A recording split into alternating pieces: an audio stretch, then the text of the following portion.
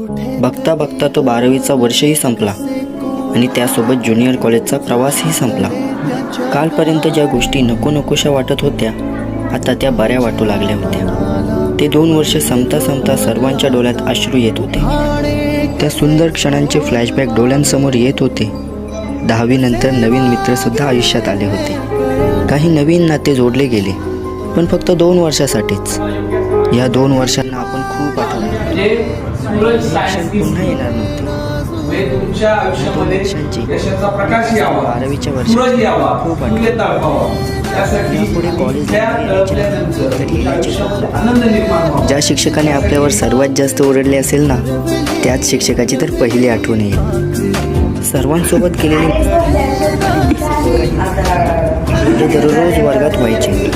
आता ते चेहरे दिसणार नाहीत, रोज दिसायचे. आतूर मित्र परत भेटणार नाहीत. ज्यांच्यासोबत घरी परतायचो त्या वर्गाची बेंचची खूप आठवण येईल, ज्या ठिकाणी आम्ही बसायचो. कंटाळवाणी विषयाचे तासात आम्ही नेहमी झोपायचो.